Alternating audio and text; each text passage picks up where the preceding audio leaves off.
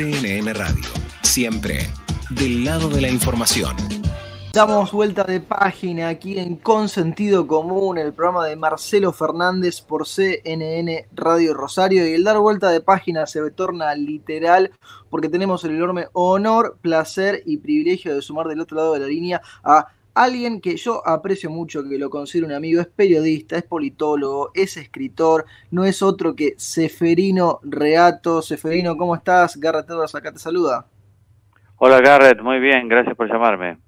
Gracias por atendernos, Ceferino. Y yo, cada vez que sacás un libro, sacaste ahora recientemente y estás presentando Masacre en el Comedor, la bomba de Montoneros en la Policía Federal, el atentado más sangriento de los 70 en Editorial Sudamericana, ahí con la fecha abajo, 2/7 de 1976, 23 muertos y 110 heridos. Cada vez que sacás un libro, Ceferino, primero que yo los disfruto muchísimo y segundo lo que pienso es, ¿cómo haces para escribir tan prolíficamente?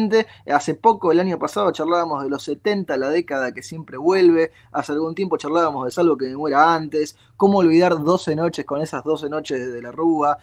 O Disposición Final y Operación Primicia y Operación Traviata, que ya son también clásicos aquí de los libros de no ficción en la Argentina. Ceferino, ¿de qué se trata Masacre en el Comedor? Masacre en el Comedor es de esa bomba que puso Montoneros en el comedor de la Policía Federal, acá en Moreno al 1400, en el centro de la ciudad. 2 de julio del 76 ya había comenzado el gobierno militar, provocó 23 muertos, 110 heridos, y eso lo transformó en el atentado más sangriento de los 70, en realidad más sangriento de la historia argentina hasta la AMIA, hasta 1994, es decir, fue algo muy importante desde ese punto de vista. Una operación del Servicio de Inteligencia e Informaciones de Montoneros, que era muy eficaz. Había que entrar al comedor de la Seguridad Federal, no era fácil, porque Seguridad Federal, que es un edificio que estaba ubicado a una cuadra del Departamento Central de Policía, era un poco el núcleo de la represión de Policía Federal contra las guerrillas. Estaba muy vigilado, pero el Servicio de Información de Montoneros lo hizo a través de un agente de policía que estaba infiltrado, ¿no? Un chico de 21 años, José María Salgado, que entró con un maletín donde estaba la bomba, pidió un plato de comida, como hacía habitualmente, o sea, ya lo conocían, y se retiró 7 minutos antes de las 13:20, que fue el momento de la explosión. Es muy sangriento porque era una bomba vietnamita, es decir, aparte de trotil, tenía bulones o postas de acero que salieron disparadas hacia adelante y hacia atrás, agujereando todo lo que encontraban. Las que generan esquirlas y metralla, como uno ve en las películas, Ceferino. Claro, como una metralla con 2 zonas de muerte, que se llaman ellos, y eso provoca muchas mutilaciones. Por eso, de los 110 heridos, hubo varios que vivieron poco tiempo y en condiciones muy malas porque quedaron lisiados. Claro, o sea, no fue solamente el acto en sí mismo, sino lo posterior que también dejó sus marcas y sus huellas. Leí una entrevista muy interesante que te hacían los amigos de Infobae por estos días, Ceferino, donde vos contabas algo que creo que no habíamos charlado nosotros ni fuera del aire ni del aire, que cuando vos llegaste a la Argentina luego de haber vivido un tiempo en Brasil, la historia de los 70 se había contado la parte más cómoda, entonces es como que te quedó todo lo demás por investigar. Claro, porque yo llegué en el 2005, 2006, y ya había habido después del 2001 un intento de búsqueda en el pasado de por qué estábamos tan mal, y creo que primero Rodríguez Sá, después Néstor Kirchner, focalizaron esa búsqueda en el periodo de los militares, en una concepción de los 70 bien particular, muy efectiva, pero muy sesgada, diciendo, bueno, la culpa acá la tienen los militares y todos los que apoyaron a los militares, y por eso nosotros estamos siempre como estamos, en síntesis. Y esa postura implica detenerse mucho y solo en los crímenes de la dictadura, además un poquito también con la AAA, pero no tanto, cosa de que los peronistas no se enojen demasiado. Y eso es lo más cómodo que hay, ¿no? Porque uno ahí saca chapa de progresista, te invitan de todos lados, ¿no? Con viáticos exultantes, municipios del norte, qué sé yo. Tenés un montón de cosas. Claro, esa beta se agota porque tantos libros, tanta película, ahora ya no hay beta. Por lo tanto, ellos, ahora el relato oficial lo que hace es ignorar todo lo otro y no detenerse en eso. En fin, te dejan un espacio que me parece hay que aprovechar.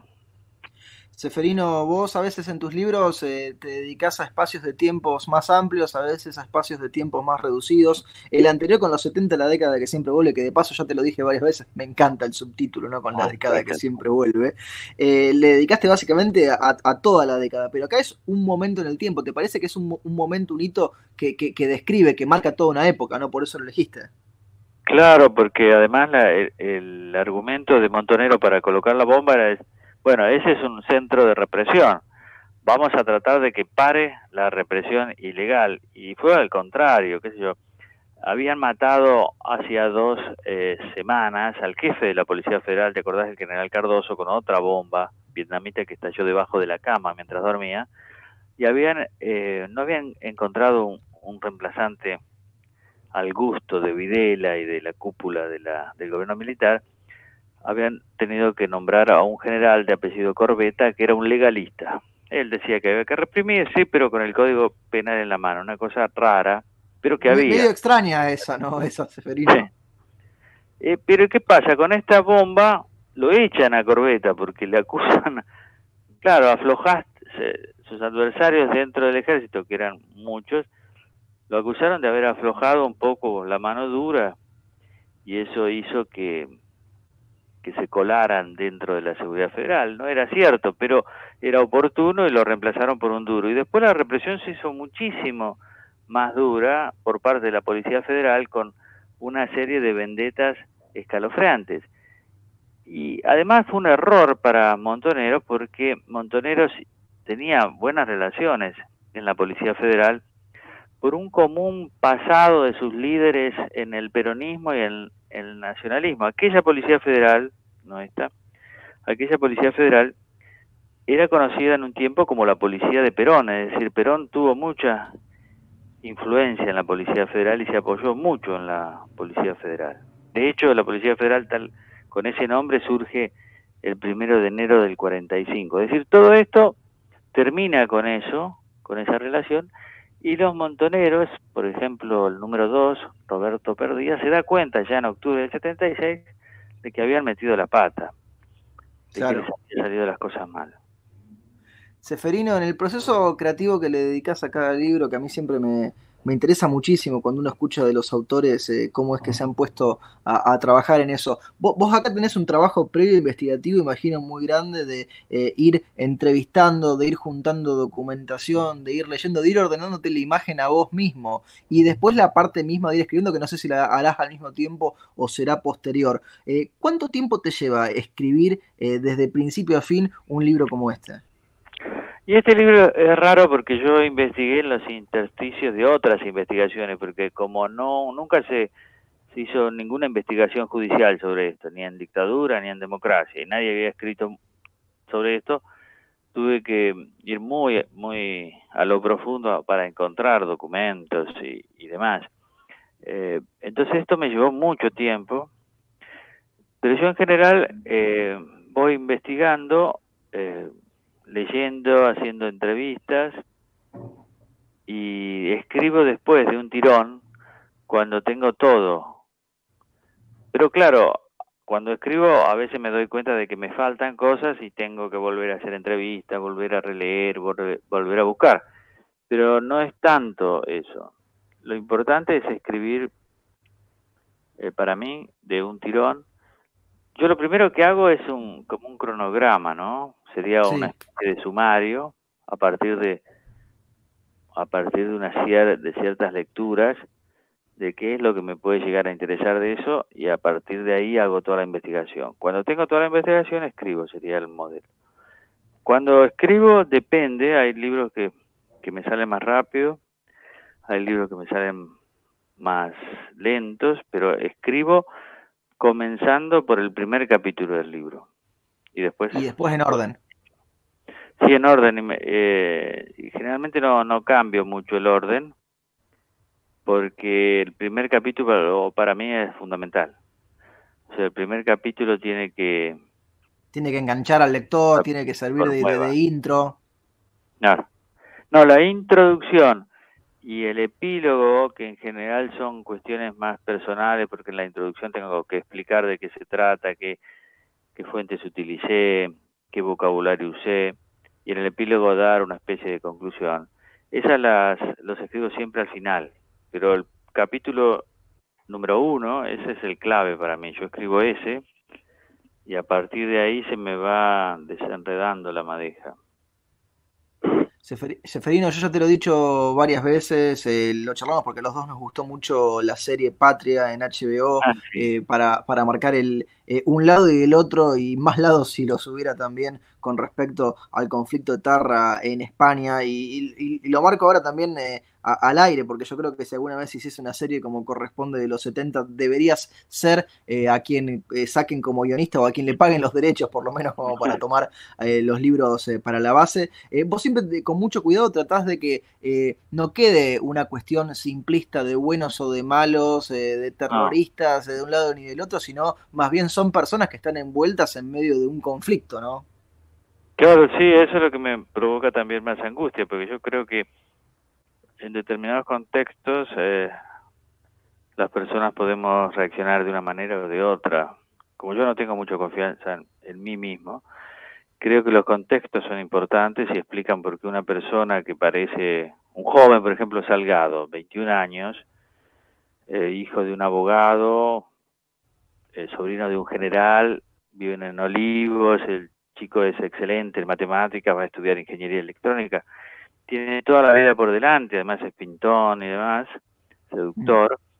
¿Cómo elige poner una bomba que va a matar, que termina matando 23 personas, muchos de las cuales las debe haber visto en su lugar de trabajo, en alguno de los pasillos, mientras iba de una oficina a otra? Quiero decir, ¿cómo una persona puede hacer algo así? No solo con los otros, sino consigo mismo y con su propia familia, porque eso provoca toda una partición en la familia Salgado, como en tantas otras familias de los 70. Quiero decir, eso no se explica solo por una cuestión individual, ¿no? Claro, se explica por una cuestión de contexto. Esa persona en otro contexto, qué sé yo, sería un gran ingeniero electrónico. Claro. Claro, y te traigo al presente, Seferino, con lo de Rusia, Ucrania, en su momento cuando teníamos las primeras vacunas, la Sputnik, los lentes de los 70, algunos no se los sacan más, ¿no? Para analizar la realidad. Es el problema del kirchnerismo y del cristianismo y de parte del peronismo, que se compraron su propia mentira, porque ese relato terminó envolviéndolos a ellos mismos. En Néstor era instrumental, porque Néstor era un tipo muy inteligente, no se iba a creer esa mentira que él mismo estaba creando porque no se la había creído antes, digamos. Él se despierta a los derechos humanos en el 2003, antes no le había dado bolilla. Es que necesitaba ese puntal. Ahora, estos se terminan creyendo que siguen en la revolución y que Putin es un líder comunista. Ellos creen eso, nada más alejado de la realidad. Pero bueno, cuando escuchan la palabra Rusia, cuando van al mausoleo de Lenin, ellos sienten que están formando parte todavía de una revolución, que nadie en el mundo la considera, menos en Rusia. Entonces, cuando ellos dicen, no, ¿para qué la Pfizer? La Sputnik. Y claro, y mezclan necesidad con virtud, porque dicen, no, necesitamos la Sputnik, pero le damos un virtuosismo tal que nos hace ver la Sputnik como la solución a todo, y eso, ¿para qué queremos la vacuna de Estados Unidos? La vacuna No, capitalista, digamos esta, imperialista, ¿no? Locura, una locura, porque al final perdimos 3, 4, 5, 6 meses importantísimos donde no teníamos suficiente vacunas, donde se murió un montón de gente, y solo por un capricho, siendo que el gobierno había acertado antes al propiciar toda esa gran experimentación que hubo en el hospital militar con la Pfizer. Nosotros nos correspondía una dosis importante porque habíamos contribuido a esa fase importante de experimentación. Y todo eso, que estaba bien, lo relegan por un capricho ideológico, ¿no? Lo mismo que ahora cuando fue Alberto Fernández a Rusia. Yo entiendo que un país tiene que tener, como el nuestro, tiene que tener una diplomacia... Sí, abierta. No tenemos que cerrarnos a todo el mundo. Que nos ponga bien con todo, pero vos no podés ir a decirle, yo quiero frenar la dependencia con el fondo y con Estados Unidos. Es un hazme reír, ¿no? Muy poco Sí, y profesional. Putin moviendo la patita ahí al lado mientras estaba con Alberto Fernández, como me quiero ir de acá, fue lo que me pusieron en la agenda. Yo no tenía ganas de juntarme con este mamarracho, ¿no? Imagínate un ex agente de inteligencia debe decir, pero ¿y esto qué será de verdad o de mentira? Porque dentro de todo ellos, por Argentina, en Rusia siempre tienen una consideración especial, en el sentido de que hay muchas cosas parecidas, ¿no?